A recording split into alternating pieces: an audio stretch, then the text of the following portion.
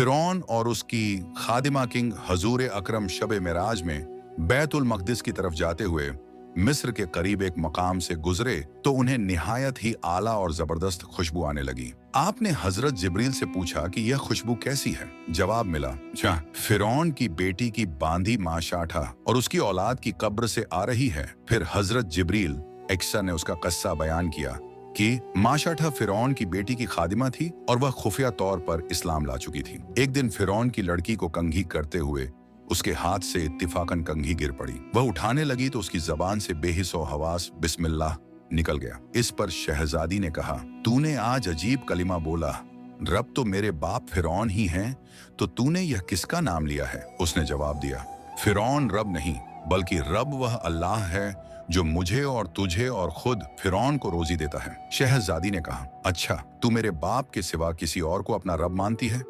उसने कहा, हाँ, मेरा, तेरा और तेरे बाप सबका रब अल्लाह ताला ही है। शहजादी ने यह बात अपने बाप को कहलवाई। वह सख्त गजबनाक हुआ और उसी वक्त उसे बरसरे दरबार बुलवा भेजा और कहा, क्या तू मेरे सिवा किसी और को अपना रब मानती है? उसने कहा, मेरा और तेरा रब अल्लाह ताला ही है जो बुलंदियों और बुजुर्गी वाला है। फिरौन ने उसी वक्त हुक्म दिया कि तांबे की जो गाय बनी हुई है उसे खूब तपाया जाए और जब बिल्कुल आग जैसी हो जाए तो उसके बच्चों को एक एक करके उसमें डाल दिया जाए और आखिर में उसे खुद भी उसी में डाल दिया जाए। चुनांचे वह गर्म की गई। जब आग जैसी हो गई तो हुक्म दिया कि उसके बच्चे को एक एक करके उसमें डालना शुरू करो। उसने कहा, बादशाह एक दरख्वास्त मेरी मंजूर कर, यह कि मेरी और मेरे इन बच्चों की हड्डियां एक ही जगह डाल देना। फिरौन ने कहा, अच्छा तेरे कुछ हुकूक हमारे जिम्मे हैं, ये मंजूर है। उसकी दोनों बच्चियां उसकी आंखों के सामने उसमें डाल दी गईं और वह फौरन झलकर खाक हो गई।